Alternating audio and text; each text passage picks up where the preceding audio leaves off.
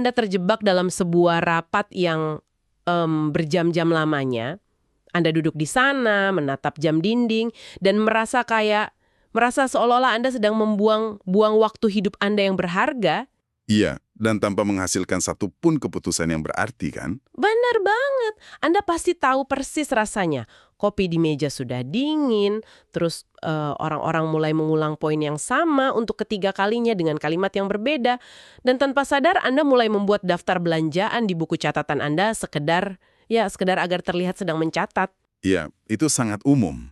Dan kalau kita melihat data statistik di balik fenomena itu, yang terjadi sebenarnya jauh lebih mengerikan daripada sekedar rasa bosan.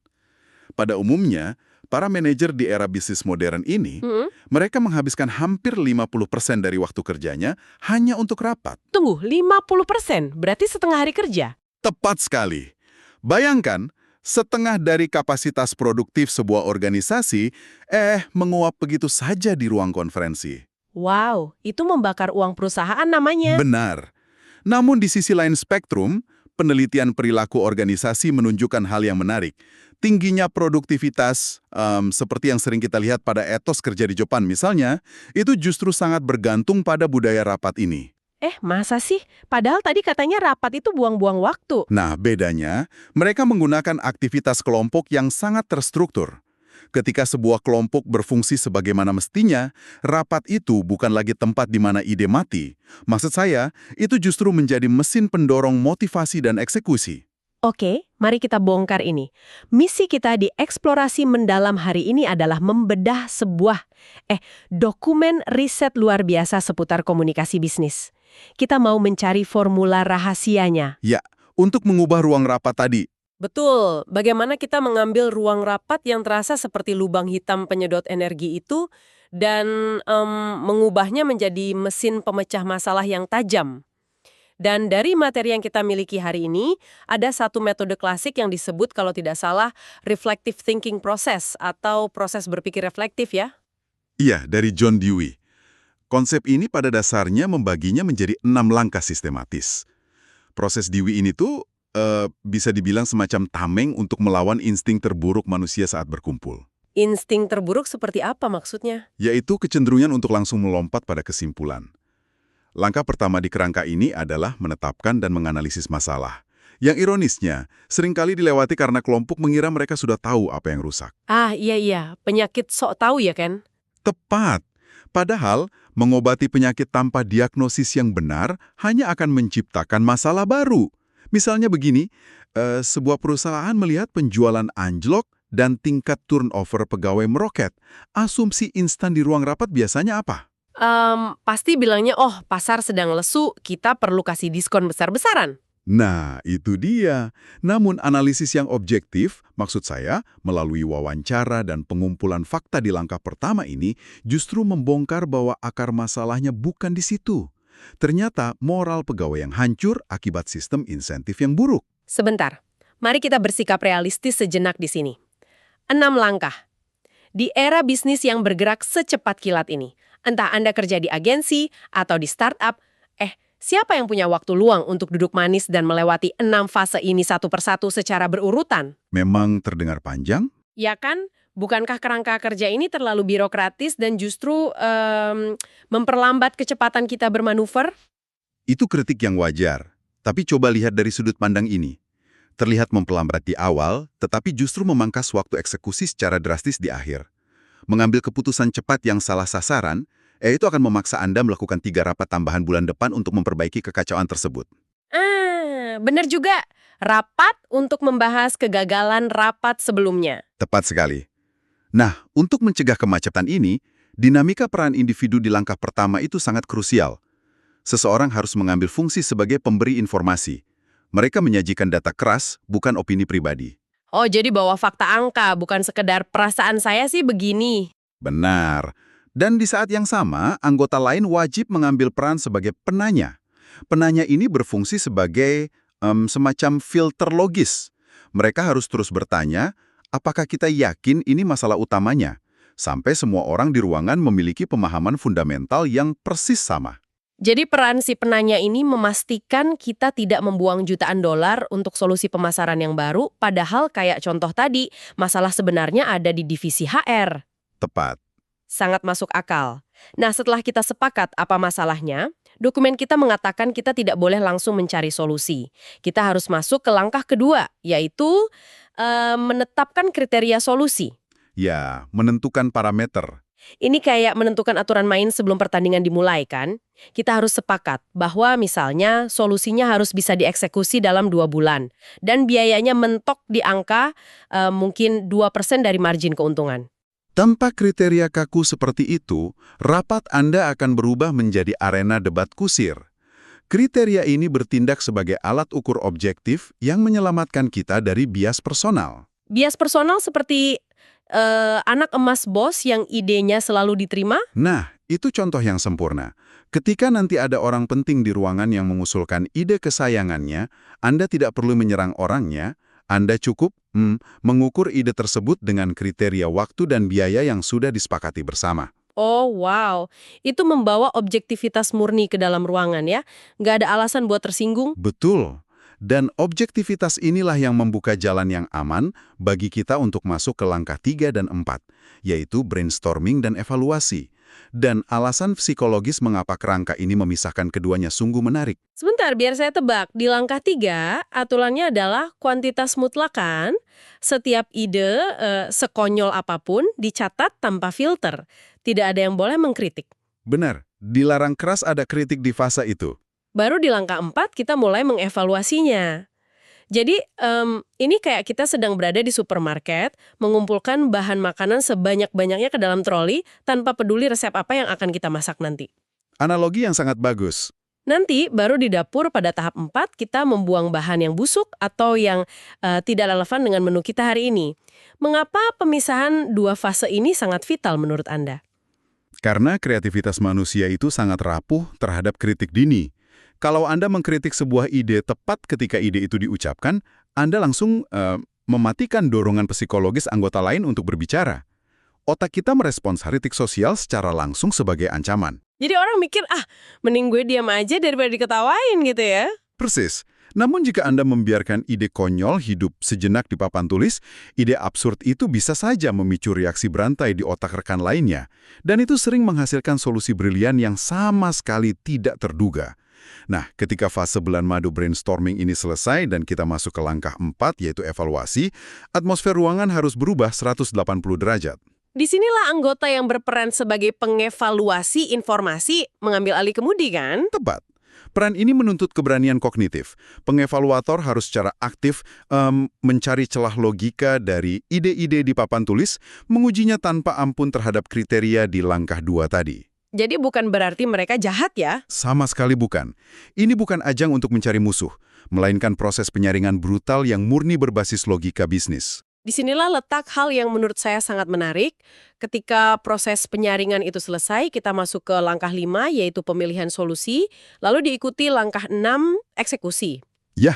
Kita itu kan sering dikondisikan untuk berpikir bahwa akhir dari sebuah rapat adalah semacam ajang voting gaya survival, ya kan? Ya. Di mana satu ide jenius menang dan sisa ide lainnya dibuang ke tempat sampah. Tapi riset ini menunjukkan bahwa kelompok yang matang tidak beroperasi seperti itu. Tidak, mereka tidak membuang ide begitu saja. Iya.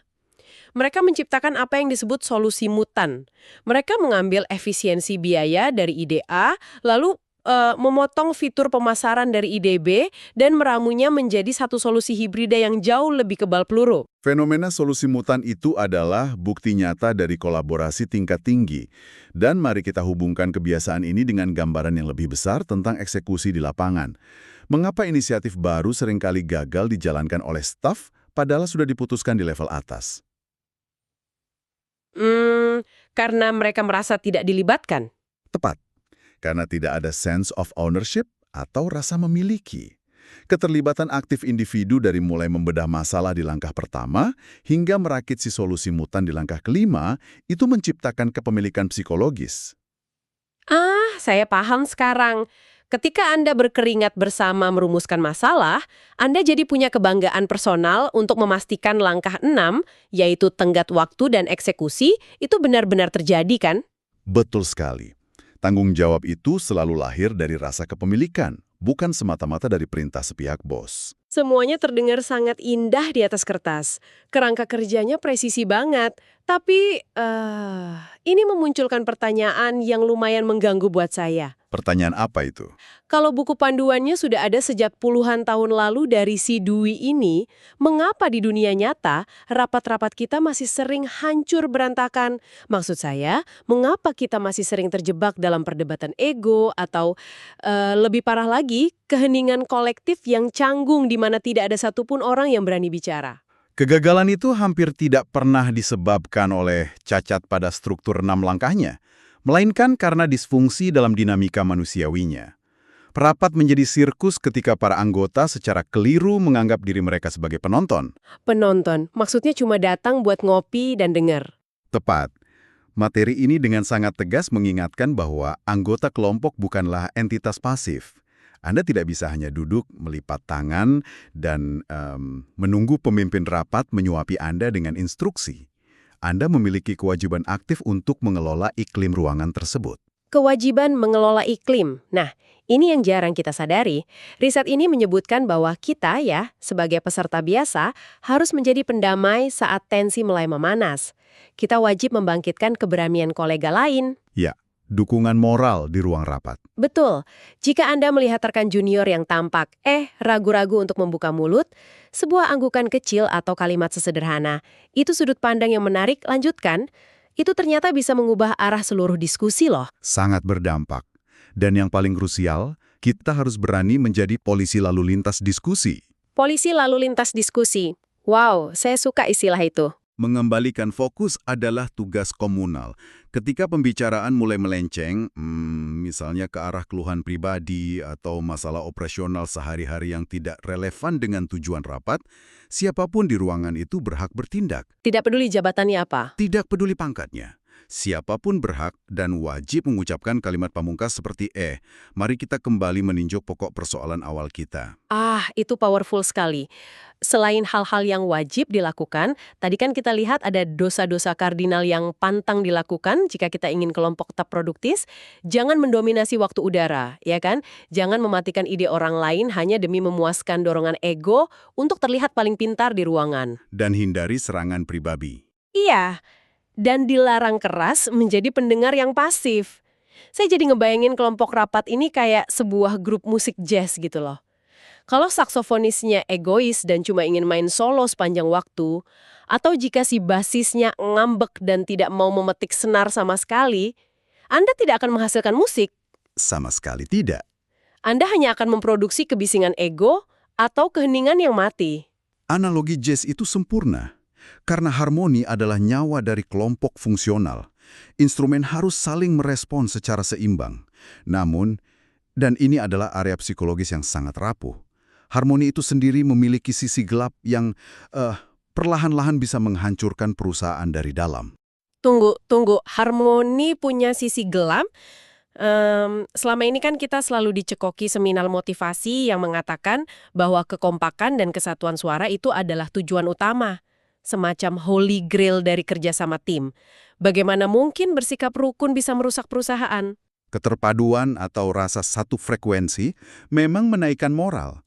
Tetapi jika dorongan untuk rukun ini dibiarkan ekstrim, kelompok akan terjangkit penyakit mematikan yang di dunia akademis disebut groupthink. Groupthink? Bisa tolong jelaskan mekanismenya? Karena dalam kondisi groupthink ini, anggota kelompok secara diam-diam memprioritaskan persetujuan dan rasa aman sosial di atas pemikiran analitis mereka. Slogan tidak tertulis mereka adalah, jangan membuat gelombang, jangan merusak suasana. Oh, wow. Coba bayangkan skenario ini. Tim Anda sedang bersiap meluncurkan sebuah perangkat lunak bulan depan. Di dalam hati, para engineer dan Anda tahu persis bahwa kode programnya masih penuh bug kritis. Peluncuran ini jelas akan menjadi bencana PR. Tetapi bosnya keburu senang. Betul. Sang CEO tampak sangat antusias. Direktur pemasaran sudah tersenyum lebar bersiap dengan kampanyenya. Dan karena Anda merasa tim ini sangat kompak, otak Anda memicu alarm risiko sosial. Anda takut dicap sebagai si pembawa sial atau perusak pesta. Jadi takut dibilang, kamu nih nggak asik banget, nggak dukung tim. Persis.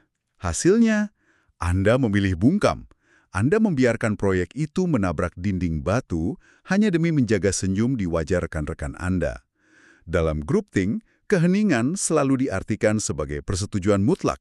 Itu, itu benar-benar menakutkan sih. Karena saya bisa melihat skenario persis seperti itu terjadi di hampir setiap ruang boardroom. Kita membiarkan bencana terjadi demi sopan santun profesional. Sayangnya, itu realitas di banyak perusahaan. Jadi gimana caranya kita menghancurkan ilusi kesopanan ini tanpa harus berubah menjadi rekan kerja yang toksik dan dibenci semua orang? Ada satu intervensi struktural yang luar biasa elegan yang ditawarkan oleh riset ini, yaitu dengan menugaskan seorang devil's advocate atau kritikus resmi. Oh, sengaja ditunjuk ya? Iya, ini bukan tentang mencari-cari kesalahan tanpa alasan. Kelompok harus secara sadar, mungkin digilir setiap minggu, menunjuk satu orang yang tugas satu-satunya pada hari itu adalah membongkar, menguji, dan menyerang ide favorit kelompok. Wah, ini brilian. Ini kayak memberikan anggota tersebut sebuah rompi anti peluru psikologis, kan? Dengan melegalkan posisinya sebagai pengkritik, Anda menghilangkan stigma personalnya. Tepat, tidak ada yang akan tersinggung secara pribadi. Saat dia merobek-robek ide peluncuran produk tadi, kolega lain tidak akan baper atau sakit hati karena mereka tahu, oh dia kan tidak sedang menyerang saya, dia cuma lagi ngelakuin pekerjaan resminya hari ini. Ini memaksa kelompok untuk melihat blind spot tanpa merusak hubungan interpersonal. Dan ide kita jadi diuji ketahanannya sebelum dieksekusi di dunia nyata. Namun, ujian itu harus dikelola oleh tangan yang tepat. Sebaik apapun kerangkanya, kebebasan anggota untuk berargumen, menjadi pengkritik, dan berbagi informasi itu sangat bergantung pada satu sosok sentral. Sang pemimpin rapat. Sang nahkoda. Gaya kepemimpinan yang mendominasi ruangan tersebut pada akhirnya menentukan apakah rapat Anda akan menjadi ajang kolaborasi sejati atau sekedar teater kepatuhan. Nah, mari kita bicarakan soal sang nahkoda ini. Saya ingin memberikan sedikit pushback pada narasi tentang kolaborasi tadi. Silakan. Bayangkan situasinya sedang krisis. Server perusahaan diretas, saham anjlok drastis, orang-orang di ruang rapat panik, dan saling berteriak menyalahkan. Dalam skenario darurat seperti itu, bukankah kita justru sangat membutuhkan profil pemimpin otoriter? Maksudnya pemimpin yang bertangan besi. Iya. Seseorang yang mendobrak pintu, menggebrak meja, mematikan semua perdebatan yang buang waktu, dan mendikte secara absolut apa yang harus dilakukan setiap orang. Bukankah itu esensi sejati dari ketegasan? Sangat menarik Anda mengangkat hal itu. Karena insting alami kita memang seringkali mendambakan figur penyelamat saat panik. Namun, materi kita hari ini membongkar mitos ketegasan ini. Gaya kepemimpinan otoriter memusatkan semua keputusan di satu tangan, dengan asumsi dasar bahwa anggota kelompok tidak mampu atau terlalu lambat untuk mengarahkan diri mereka sendiri. Tapi kan cepat ngambil keputusannya. Cepat, tapi dampak jangka panjangnya sangat beracun bagi tim. Ketika kontribusi anggota terus-menerus diabaikan, mereka akan jatuh pada sikap apatis. Mereka hanya akan bekerja seperti robot. Dan analisis psikologis yang lebih dalam di dokumen ini menunjukkan sesuatu yang mengejutkan. Apa itu? Sikap diktator yang kaku ini seringkali bukanlah manifestasi dari kekuatan murni, melainkan mekanisme pertahanan. Pemimpin tersebut menggunakan kendali absolut untuk menutupi insecurity atau rasa tidak amannya sendiri terhadap kecakapannya dalam memimpin. Wow, serius? Jadi saat seorang manajer berteriak di ruang rapat dan menolak masukan, itu bukan karena dia pahlawan yang visioner, melainkan semacam topeng untuk menyembunyikan imposter syndrome. Dalam banyak kasus, riset menunjukkan demikian. Itu benar-benar mengubah cara saya melihat beberapa mantan bos saya, jujur saja. Lalu, di luar tipe otoriter ini, dokumen kita juga menyebutkan gaya supervisory dan laissez-faire. Apa bedanya dari yang tadi? Gaya supervisory itu seperti ilusi partisipasi. Pemimpin tipe ini bertingkah seolah-olah dia sejajar dengan tim, duduk bareng, tapi praktiknya dia adalah micromanager yang cerewet. Oh, yang suka ngatur detail sekecil-kecilnya. Betul, dia merampas seluruh waktu rapat untuk memberikan uraian panjang lebar tentang agenda, lalu mendikte batas-batas diskusi secara berlebihan. Akibatnya, kelompok tidak memiliki ruang kognitif untuk bernafas, apalagi berinovasi. Sebaliknya, gaya laissez-faire berada di ujung ekstrim yang satu lagi. Pemimpin melepaskan kemudi sepenuhnya dan membiarkan kelompok mengalir tanpa arah sama sekali. Gaya laissez-faire. Ini tuh ibarat Anda menyewa seorang arsitek untuk membangun gedung perusahaan, tapi sang arsitek hanya duduk santai di pojokan sambil minum kopi. Dia melihat para tukang batu menumpuk bata secara acak dan cuma berkata, "Ya, kalian ekspresikan saja diri kalian." Iya, persis seperti itu kejadiannya di ruang rapat. Semua orang mungkin merasa bebas dan tidak tertekan hari itu. Tapi di akhir hari, gedung itu berisiko besar untuk rubuh karena tidak ada struktur dasar yang menyatukan kerja keras mereka. Analogi yang sangat visual dan akurat. Rapat tanpa panduan sama berbahayanya dengan rapat yang didikte secara ketat. Oleh karena itu, riset ini menunjuk pada kepemimpinan demokratis atau partisipatif sebagai model yang paling optimal. Kenapa demokratik ini paling baik? Karena pemimpin demokratis adalah seorang fasilitator yang handal. Mereka memiliki keyakinan mendasar bahwa kebijaksanaan kolektif, jika digali dengan benar, selalu lebih superior daripada kecerdasan individu manapun di ruangan itu. Mereka secara aktif mendistribusikan kewenangan, meminta masukan dari yang diam, dan memastikan keputusan dirasakan sebagai hasil keringat bersama. Tapi memfasilitasi gaya demokratis itu terdengar sangat melelahkan loh. Anda harus memastikan target dan tugas pekerjaan tercapai, tapi di saat yang sama Anda juga harus merawat perasaan dan ego semua orang di ruangan. Bagaimana seorang manusia biasa bisa menyeimbangkan hal ini? Pemimpin demokratis yang efektif pada dasarnya membagi otaknya untuk menjalankan dua fungsi yang berjalan paralel, yaitu fungsi tugas dan fungsi pemelihara kelompok. Bedanya apa tuh? Fungsi tugas itu murni urusan operasional. Memastikan kelompok berproses melewati 6 langkah DUI tadi, mencegah diskusi melebar ke topik yang salah, dan menjaga ritme waktu rapat. Oke, itu yang struktural. Kalau yang pemeliharaan? Nah, fungsi pemelihara kelompok adalah tentang kemampuan membaca ruangan secara emosional. Ini mencakup kemahiran untuk memancing pendapat dari anggota yang introvert, membedah konflik antar pribadi yang mulai memanas di bawah permukaan, dan memvalidasi kecemasan tim. Kayak psikolog tim gitu ya? Kurang lebih. Bahkan, salah satu fungsi pemeliharaan yang paling krusial adalah kemampuan pemimpin untuk memberikan izin psikologis kepada kelompok untuk melepaskan ketegangan. Melepaskan ketegangan, maksudnya seperti menyelipkan humor saat perdebatan kriteria mulai membuat semua orang sakit kepala. Tepat. Humor atau sekedar memberikan jeda kasual itu berfungsi sebagai katup pelepas tekanan psikologis. Pemimpin yang hebat tahu betul kapan kelompoknya sudah terlalu tegang untuk berpikir jernih dan membutuhkan momen untuk bernapas sebelum kembali menyerang masalah. Wow, jadi apa arti dari semua ini bagi Anda sang pendengar?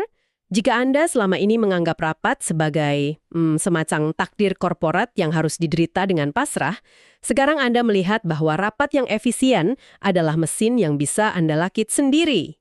Dan setiap orang punya peran dalam perakitan itu. Betul. Mesin ini membutuhkan rangka baja berupa proses 6 langkah DUI tadi, mulai dari analisis akar masalah sampai perakitan solusi mutan. Mesin ini menuntut Anda untuk berhenti menjadi penumpang pasif. Anda harus berani memegang setir pembicaraan, menjadi penanya, menjadi pendamai, atau bahkan memakai rompi anti peluru sebagai devil's advocate. Dan tentu saja, semua itu harus diwadahi oleh kepemimpinan demokratis yang tahu cara menyeimbangkan pencapaian tugas dengan pemeliharaan mental kelompok. Benar. Dan kira-kira apa keuntungan personalnya buat pendengar kita ini kalau mereka menerapkan semua ini besok pagi? Jika kita menarik benang merahnya ke keuntungan personal Anda, entah Anda seorang manajer divisi yang mencari cara untuk mendongkrak target kuartal ini, atau seorang karyawan baru yang baru saja bergabung dan ingin membuktikan diri, menguasai dinamika ini adalah aset karir yang masif. Maksudnya bikin cepat naik jabatan. Kurang lebih. Dokumen kita secara spesifik mencatat bahwa keterlibatan aktif dan tanggung jawab dalam proses pengambilan keputusan akan secara langsung meningkatkan status dan pengakuan Anda di mata organisasi. Anda tidak lagi dilihat sekedar sebagai peserta rapat, melainkan sebagai katalisator solusi. Nilai profesional Anda tidak akan bisa diabaikan oleh para eksekutif. Mengubah kekacauan ruang rapat menjadi jalan tol menuju promosi? Saya sangat suka itu. Nah, sebelum kita menyelesaikan sesi eksplorasi mendalam kita hari ini, ada satu pemikiran provokatif dari riset ini yang ingin saya tinggalkan untuk Anda renungkan. Oh, tentang kompetisi itu ya? Ya, Sepanjang sesi ini kan kita berbicara tentang pentingnya mengelola konflik internal demi mencegah hancurnya sebuah tim. Tetapi, teks ini menyoroti sebuah paradoks yang sangat-sangat menarik tentang konsep persaingan. Persaingan individu di dalam kelompok memang bisa menghancurkan keterpaduan, tetapi persaingan antar kelompok, misalnya tim divisi Anda bersaing dengan tim divisi lain, atau melawan perusahaan kompetitor, itu secara ajaib akan mendongkrak level kohesi dan persatuan internal Anda ke tingkat maksimal. Semacam efek mencari musuh bersama untuk bersatu? Persis, mengingat bahwa keharmonisan absolut yang tanpa gesekan itu justru bisa meninabobokan tim Anda ke dalam jurang kebodohan groupthink yang mematikan tadi, apakah ini berarti rapat terbaik dan paling produktif yang akan Anda hadiri esok pagi adalah rapat di mana Anda dan rekan-rekan kerja Anda justru paling banyak berselisih pendapat secara intelektual sebelum akhirnya bersatu padu menghadapi musuh di luar sana? Pertanyaan yang layak dipikirkan. Pikirkanlah tentang daya hancur dari rasa sungkan dan kekuatan dari perdebatan sehat sebelum Anda menekan tombol unmute dan menyalakan mikrofon di rapat Anda berikutnya. Teruslah kritis dan sampai jumpa di eksplorasi kita selanjutnya.